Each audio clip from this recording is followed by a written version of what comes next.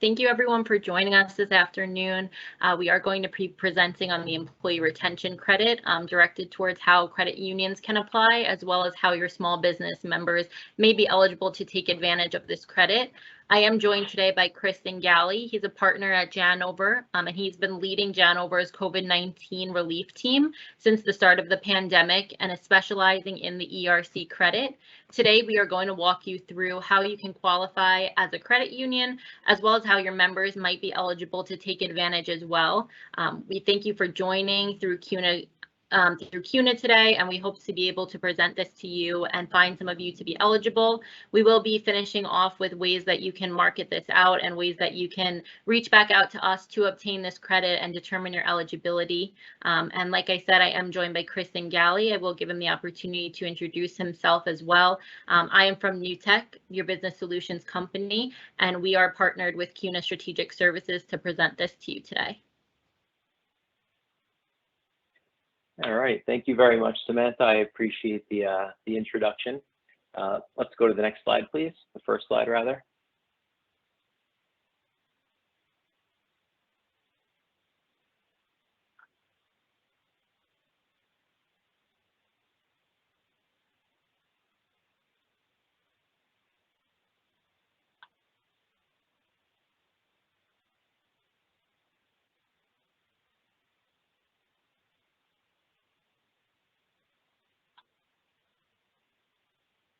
Can we please go to the first slide? There we go. All right, so like I said, Samantha, thank you for the introduction. Thank you for having me here today. My name is Chris Zingali. I'm a partner at a local New York-based CPA firm called Janover LLC. I head up our firm's consulting department. As part of our consulting services, about 2 years ago, our team decided to launch our employee retention credit services. So for about 2 years now, we've had a specialty team that has been focusing on the ERC, which has turned out to be a really beneficial program for many of our clients and businesses alike. On the agenda for today, I'll tell you a little bit about our firm, Janover. We'll go through a little bit about what exactly the ERC is, the employee retention credit, a short timeline of COVID relief and kind of how we got here today, and the reason why many of you on this call may have not even heard about the employee retention credit. We'll go through how a business qualifies. We'll go through some representative examples, how it interacts with PPP, and then we'll have a short section at the end about how we as in Janover and NewTech can help you claim the credit. Next slide, please.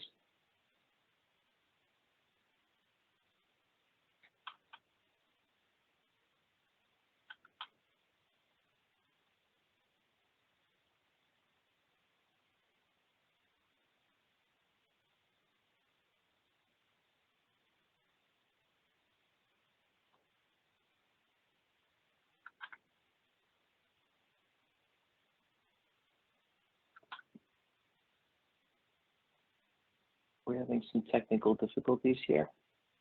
Chris, I think there just might be a delay on the slide change to the live event, but it is on slide 4 for you. We're on slide 4. Okay. I'm still seeing slide 3 on my end. I'm not sure if everyone else is seeing the same thing.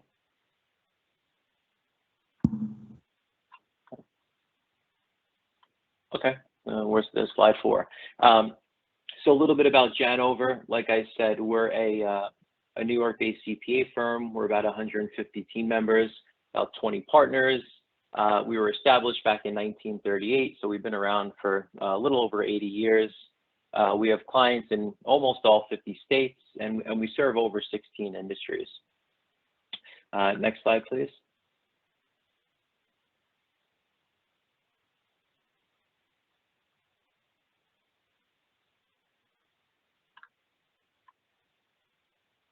Chris, I'm not sure if the delay is on your end, but as your next slide, the slides are going. So sorry about for some technical difficulties, but we will be sending around the deck afterwards as well. So if you are also being on a little bit of a delay, you will get the full package at the end.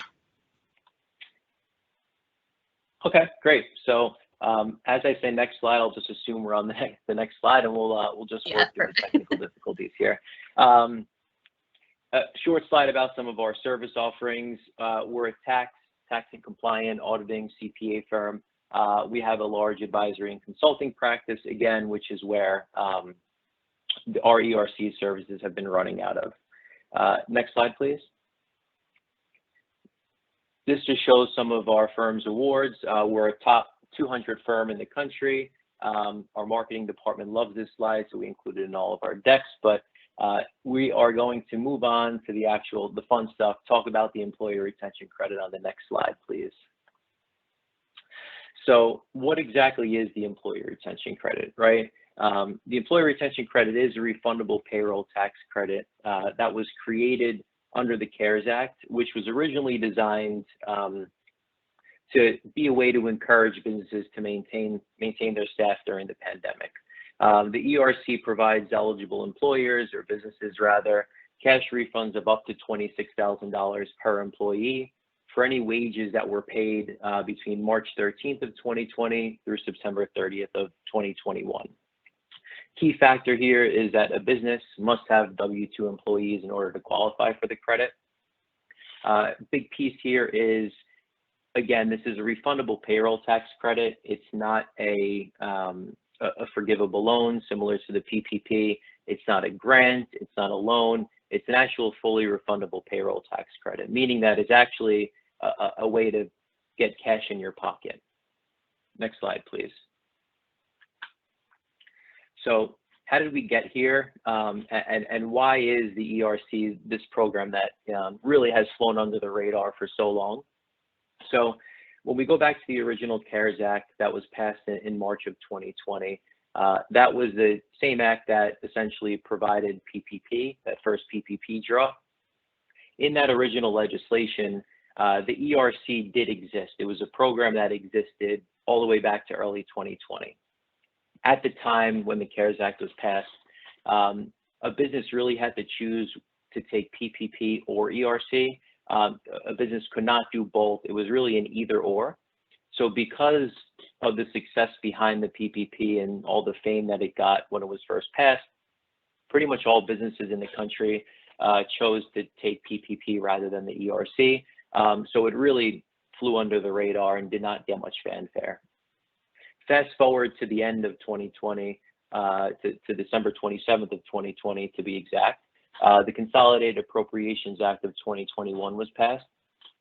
This was the same act that added that PPP second draw, but the biggest piece of what happened here is that Congress went back and made retroactive changes to the original rules of the ERC and PPP, and now allowed businesses who did receive a PPP loan, number one, to go back retroactively and claim the ERC as well if they were eligible for 2020. But then this act also extended the ERC, the Employee Retention Credit, through June 30th of 2021, basically extended it an extra 6 months. Fast forward again to March of 2021, when the American Rescue Plan Act was passed.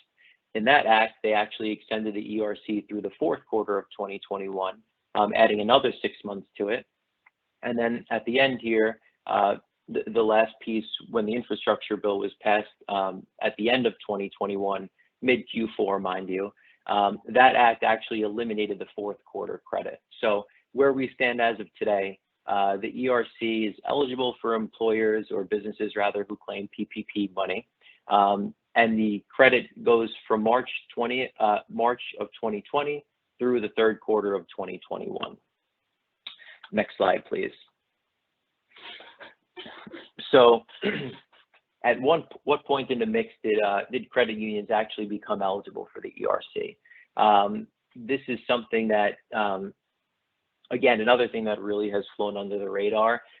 Under the CARES Act, the original legislation of the CARES Act from March of 2020, again, the same act that had the first draw of PPP, as well as that 2020 Employee Retention Credit. Under the CARES Act, many of you probably already know, but credit union ERC eligibility was very much a gray area.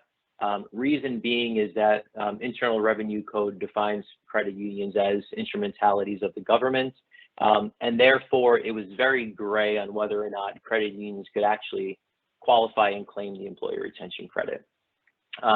Fast forward to the Consolidated Appropriations Act in December of 2020, a specific provision in that act actually clarified specifically that credit unions and other 501c organizations would now be eligible for the 2021 credit. So where it was very gray ahead of time, I know there was a lot of discussion around it, and this was a topic that really came to the top across a lot of organizations, especially credit unions. They did specifically say that credit unions would be eligible for the 2021 credit. So that's the great news. Next slide, please. So what are we talking about here in terms of size of the credit, right? Like I said from the start, earlier on rather, total ERC eligibility is up to $26,000 per employee across a total of 4 periods. So how does that 26,000 break out? For 2020, there's really two credits. There's a 2020 credit and there's a 2021 credit. That 2020 credit is valued at up to $5,000 per employee for the year. So that's up to $5K per employee for any wages that were paid from March 13th through December 31st of 2020. So it covers really 3 quarters, and you're eligible to claim up to $5,000 per employee for those 3 quarters.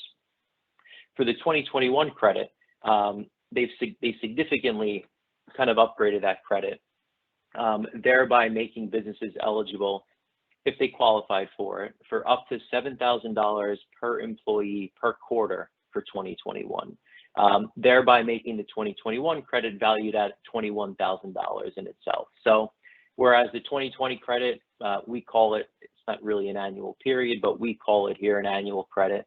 The 2021 credit is really a quarterly credit. Next slide, please.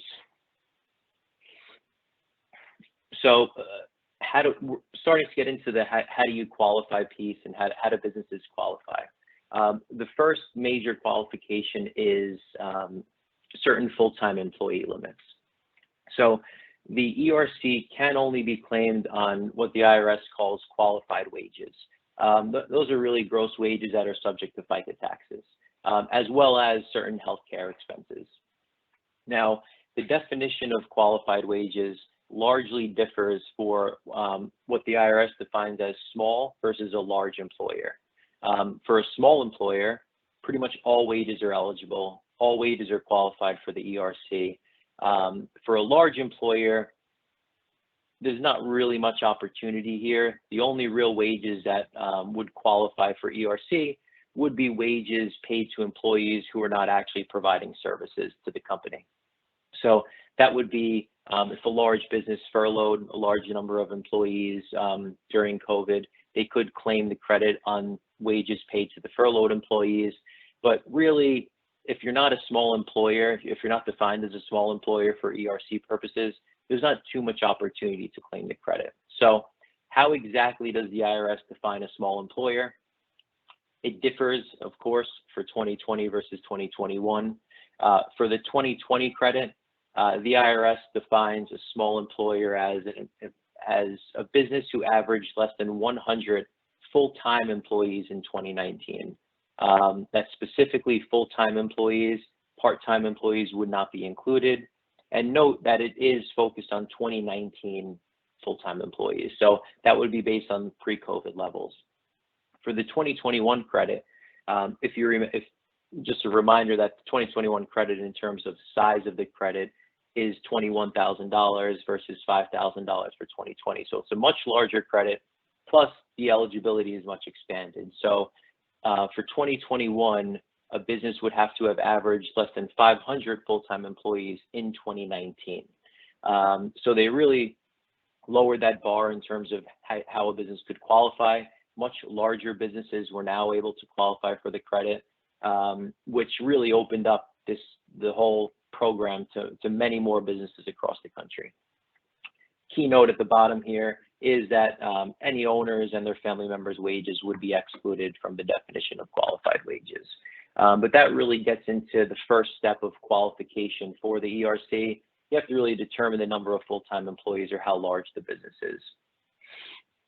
Next step, please, or next slide, please, rather. Second, the main way to determine qualification after you've determined your full-time employee limits, after you determine that you could even look at the credit. There are two key ways to qualify for the employee retention credit.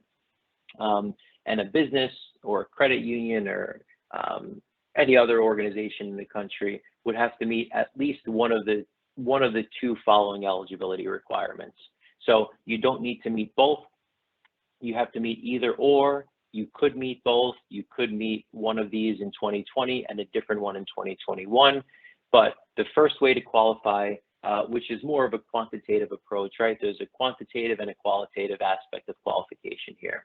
The quantitative approach is that a business had to have experienced what the IRS defines as a significant decline in gross receipts in any calendar quarter of 2020 or 2021 compared to the same calendar quarter of 2019. So what is a significant decline in gross receipts? For 2020, a business would have had to experience a 50% or greater reduction in gross receipts or revenues in any quarter of 19 compared to the same any quarter of 2020 rather compared to the same quarter of 19. You have to hit it in one quarter. It's not an annual period, just one quarter. For the 2021 credit, a business would have had a 20% decline in revenue quarter of 20 compared to the same quarter of 19. So as you step back and think about this, right, the 2020 credit, it's a 100 full-time employee limit, $1,000 per employee credit, and you need a 50% reduction to qualify for it. The 2021 credit, you only need a 20% reduction to qualify for it, so it's easier to qualify with the gross receipts reduction. The credit is $21,000 rather than $5,000, plus businesses, much larger businesses rather, are able to qualify for it. So when you really think about perspective of 2020 and 2021, the 21 credit is much more significant in the scheme of things. Second way to qualify for the credit is if a business experienced a full or partial closure due to a specific government order during 2020 or 2021. Now, government orders include state, local, federal government, CDC, OSHA, any number of federal orders that came down during COVID would potentially provide a business an opportunity to claim a partial suspension of operations. Now, this is a very gray area of qualification. We typically get the most questions on this when we do speak about these topics. So we're going to spend the next few slides talking about specifically the full or partial closure and what exactly that means, how the IRS defines it, and how you could kind of think about internally whether or not your credit union qualifies or whether one of your members qualifies. So let's go to the next slide, please, which starts to focus on the partial suspension of operations. So to be considered to have a partial suspension of operations, a business would have had to have had a more than nominal piece of their business suspended by a government order. Now, what is more than nominal? It has to be 10% of something of your business, 10% of the revenues of your business, 10% of the number of working hours of your business by all of your employees. Really, a piece of your business that is not insignificant had to have been suspended by a government order, which therefore affected the entire business as a whole. So rather than kind of talk in theory about this stuff, we find it really helpful to kind of go through specific examples, how the IRS defines a partial suspension and a more than nominal suspension. So if we go to the next slide, we'll go through a couple of examples specifically that the IRS talks about to help you kind of think about the suspension, help jog kind of some thoughts or memories, and kind of just think through different industries, whether it's your own credit union or whether it's some of your members' businesses, and different ways that they could qualify.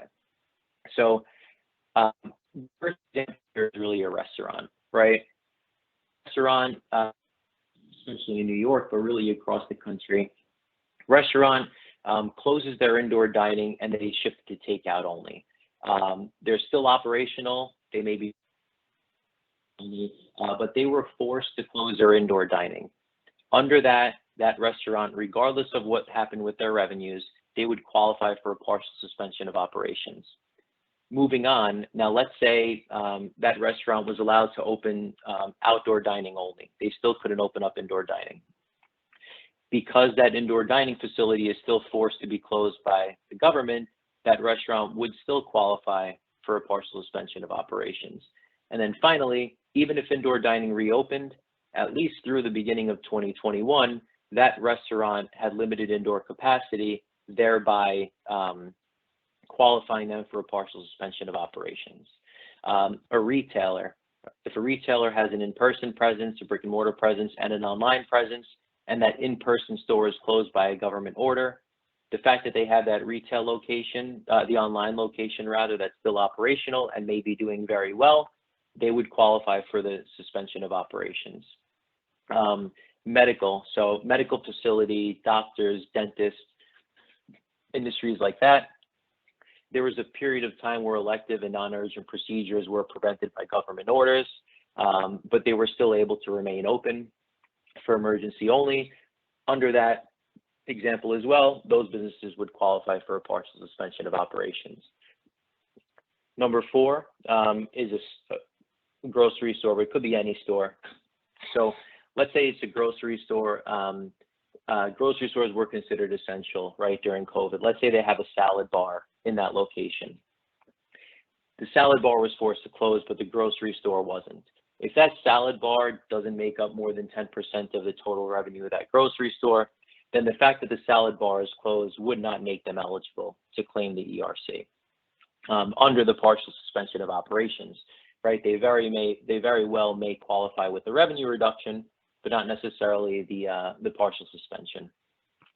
A food processor, so a facility that is typically open 24 hours, now has to close for a few hours to provide some enhanced cleaning, which is required by the government, whether that's a food processor or a manufacturer, whatever that industry is. If they were forced to reduce some of the hours that they were able to remain open by the government, that would qualify as a suspension.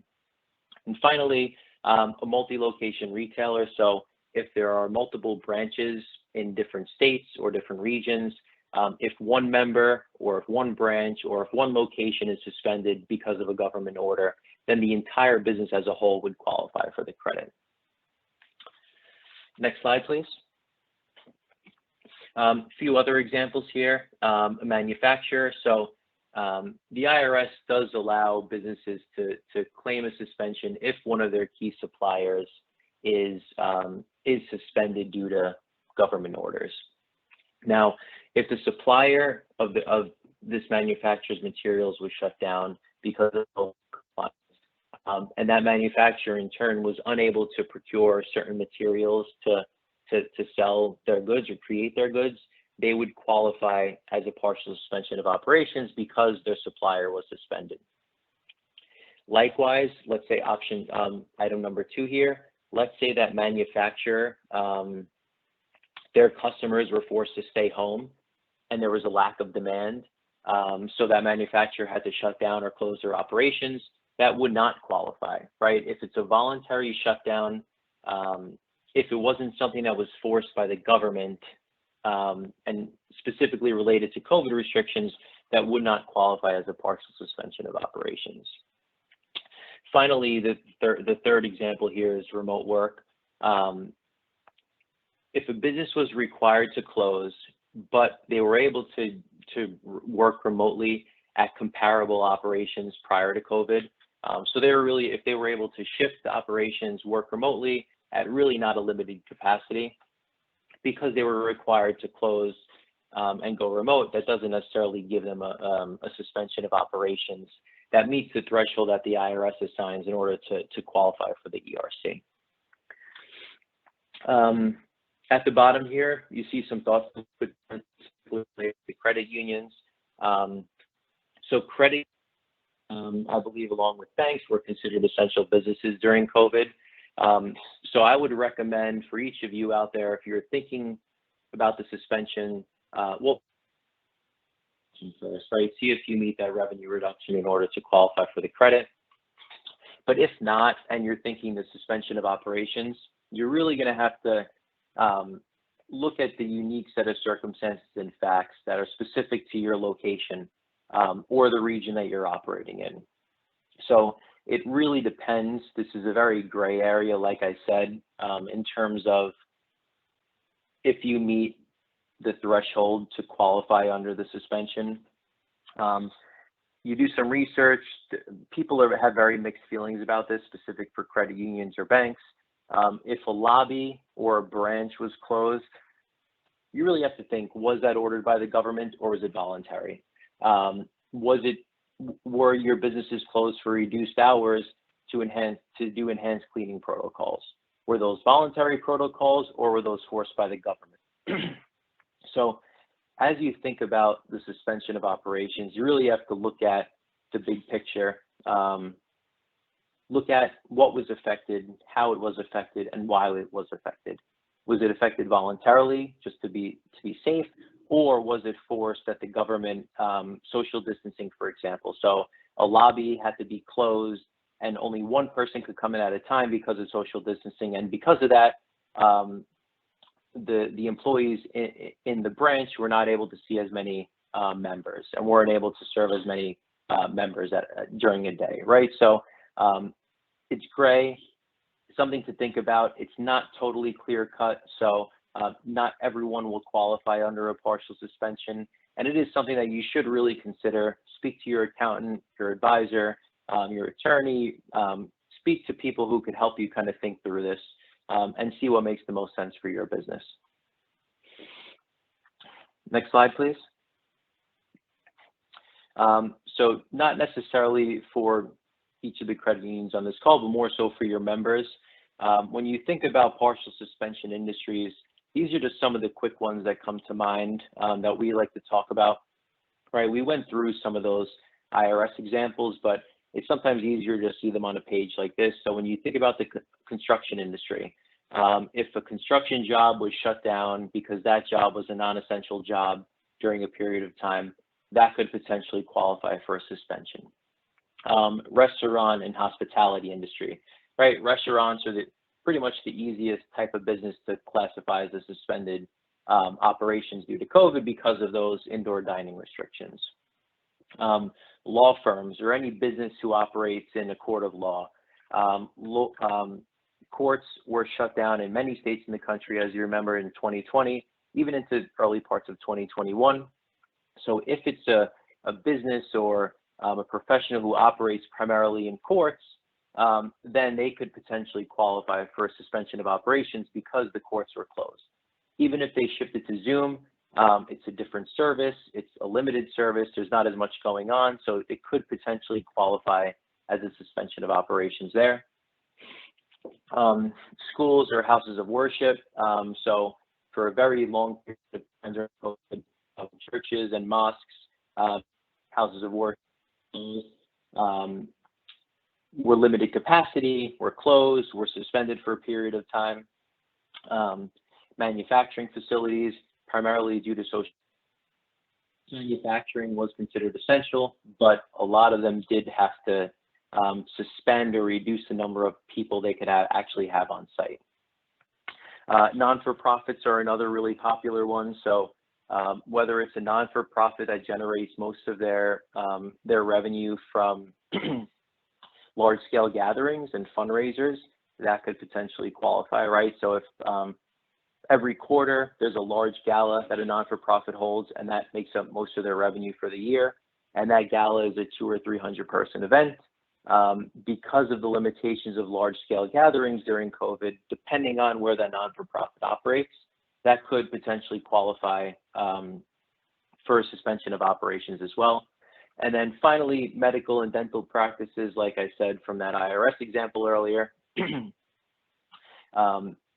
for a couple months at least, doctors, dentists could only see certain patients, emergency only. Dentists couldn't do cleaning for a period of time. So these are just some of those industries that as you're out there, whether it's talking to your members or your friends or your family, these are the things to kind of keep in mind when you're kind of thinking about the ERC, who will qualify, who may automatically qualify basically, and how you should kind of be thinking about the employee retention credit kind of moving forward. Next slide, please. So just a couple of other key points or key pieces of information here, which we didn't really cover throughout the presentation. The first is, how do you actually apply for the credit? That's a question that comes up a lot. So unlike the PPP process or other COVID relief processes, there isn't really a formal application process for the ERC. So there's not really a process where you submit a claim to the IRS, they review it, they come back with questions, they ask you for documentation and qualifications and so on and so forth. It's really just a matter of doing internal qualifications yourself or through an advisor or an accountant, determining how much you qualify for, and preparing an amended Form 941, a form which is also called the 941X. You apply for the credit through filing an amended 941X. You submit that to the IRS. And on to my next bullet here, it'll take anywhere from 4 to 12 months for that money to really be sent out from the IRS to a qualifying business. So the refunds, it's a very long time span, 4 to 12 months, I know, but we've seen, depending on the size of the credit, really determines how quick it's going to take to get that money. So credits that have been, in theory, below $250,000 per quarter, we've found those have been taking anywhere from 4 to 5 months to be sent out from the IRS to the business who qualified. And then you have certain credits in the 2, 3, 4, 5 million plus range that have been taking 9 to 12 months, maybe even longer to actually get the refunds from the government.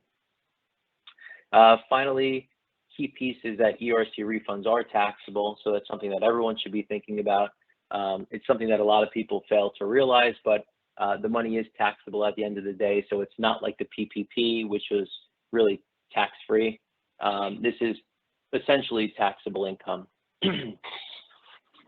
Finally, another point here, which relates to qualifications as well. An affiliated group who are under have to essentially determine qualification and apply for the ERC as if it was a single business. So if you have, let's use an example, if a chain of restaurants or 10 restaurants are all under common ownership, those 10 restaurants essentially have to evaluate the ERC as if they were a single restaurant, as if they were a single employer. However, if one restaurant and not the other 9 were affected by COVID restrictions, then the entire group would qualify. Likewise, if you combine revenues of all 10 of those restaurants and they meet the revenue reduction qualifications, then all 10 restaurants would qualify for the credit, regardless of how each separate restaurant performed in 2019, 2020, and 2021.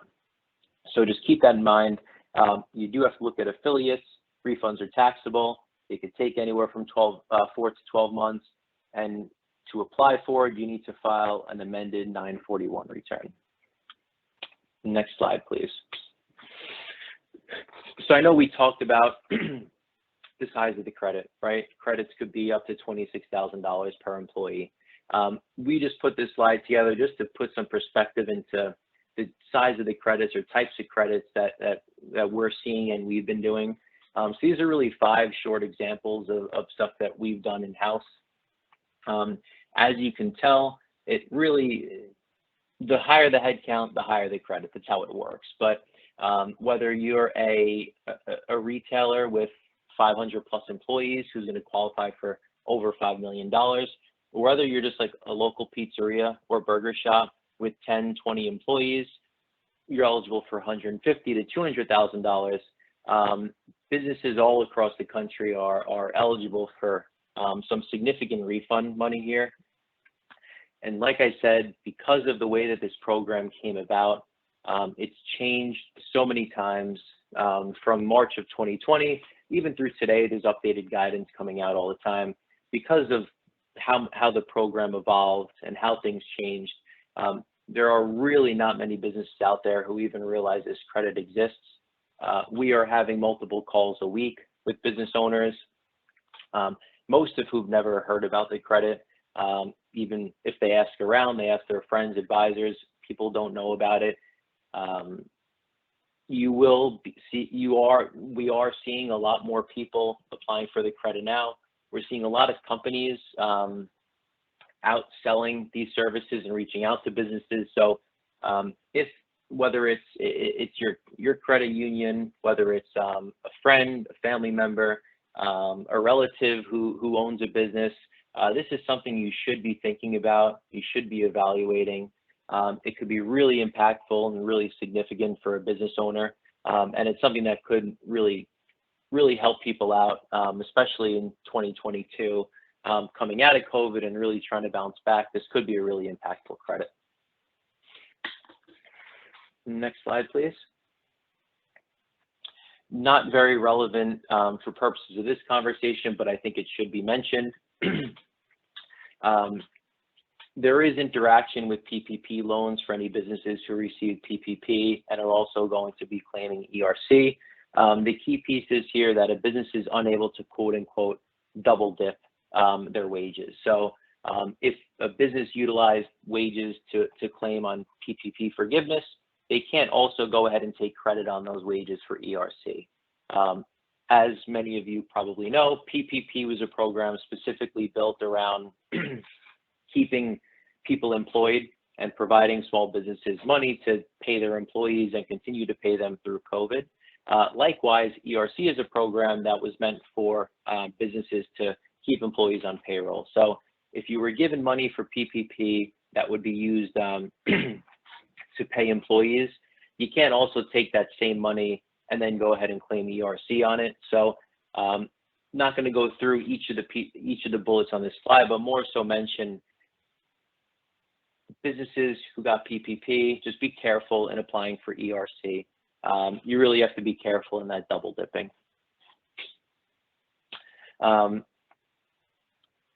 Next slide, please, which kind of wraps up the session. The plan for this session was to go about 35 to 45 minutes and keep it open for questions at the end. We had a little bit of technical difficulties, so I can't necessarily see the questions myself, but I'm sure Samantha or one of the facilitators would come on to bring up any questions. But just to wrap things up from this end, how can Janover help? How can our firm help? So like I said, we're a firm, we've been around for 80 years. We're a CPA firm. We've been in the business for a very long time. We've been doing ERC since the program came about 2 years ago, and we've done over $250 million of credits for our existing clients, for new clients, and for businesses alike. So part of what we do is just help people strategically navigate the whole ERC process. We help determine whether or not a business can qualify for the credit. If so, then we calculate the credit, we prepare a supporting package, we prepare amended payroll tax returns, and we ensure that really we're giving you a full package, or we're giving a client a full package that they could go ahead and claim the ERC. They have a package that will be able to be audited by the IRS and really stays in lines with all the strict program guidelines, whether it relates to ERC or whether it relates to PPP.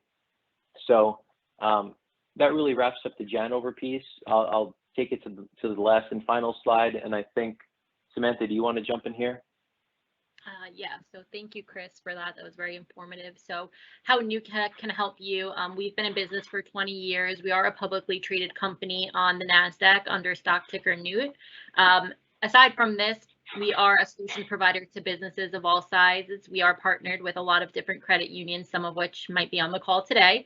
And we look to assist both the credit union as well as the members from anywhere from business lending to payroll services, insurance, merchant services, tech, and web hosting. But we also like to do presentations such as this to bring awareness not only to the credit union, but to your members. As for the ERC process, NewTek will be your liaison between you as the credit union, any of your members, as well as through Janover, to make sure this process is handled smoothly, make sure that you have the necessary marketing, training support, including social media content.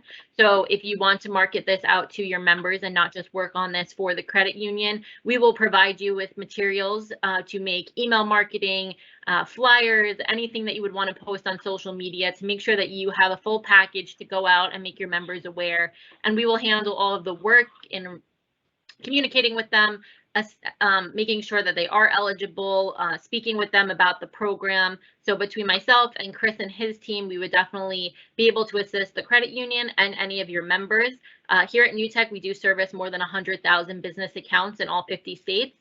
We've been a partner in alliance with CUNA Strategic Services since 2003, and we are really happy that they were able to bring us this platform today to speak to all of you. We will, as I mentioned, be sending this around, both the deck as well as the recording. So if anybody had to jump off or anybody got in a little bit late, we'll be able to send this around. Additionally, we will be reaching out to see if you need any assistance applying for the credit or getting this information out to your members. The chat box is open, so if anybody does have any questions, so far the only one that came in was, would this be recorded, which is yes, and it will be sent around. If anybody has any questions, you can feel free to use the Q&A box. If for any reason you don't see the Q&A box, you can exit quickly and come back in, and usually that will make it pop up if you're not seeing it. But we'll leave it open for a minute and see if anybody has any other questions. Thanks, so it looks like a question did come through. Chris, it's saying, what does it cost for the business to apply? So what does it cost to apply?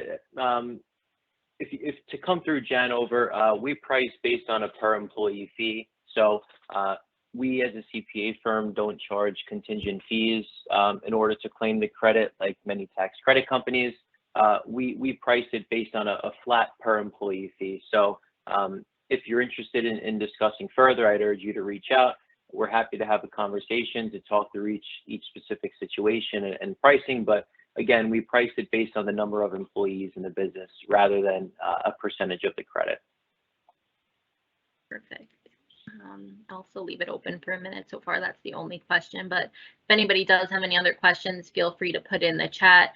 As mentioned, we will be reaching out to you individually as well. So if questions do come up, you can feel free to reach back out to us, and whether myself or Chris will be able to answer those for you and get you started on the journey towards ERC if you have not taken it already. As well as assist with any information you would want to get out to any of your members. So I'll leave it open for another 2 minutes, see if any questions come in. If not, thank you all for joining us today. We really appreciate this. Thank you, CUNA Strategic Services, for giving us this platform. We hope to bring more webinars to you guys about upcoming changes, anything further with COVID-19 relief, to make sure that you're in the know of anything that would be valuable, again, for the credit union or for any members that you guys have in the business atmosphere. I'm not seeing any more questions coming in. Okay. So thank you, Chris, and as well, thank you everybody who joins. Like I said, you will be receiving an email with a copy of the deck and the recording. So please keep an eye out for that. It will go to the email that you registered with, and we will be in contact with you shortly as well, just to get your input, see if you're interested in exploring this or if you have any other questions. Chris, before we go, anything else? No, I really appreciate the time everyone took today to join. Thank you, NewTek and CUNA, for setting this up, and I look forward to hopefully meeting or speaking with many of you on this call in the future. Perfect. Well, like I said, thank you everyone for joining. I hope you have a great rest of your afternoon. Oh, wait, somebody just asked a question. If a credit union chose to close their lobbies and go to drive-through only, but they weren't required to, would they still be eligible? Theoretically,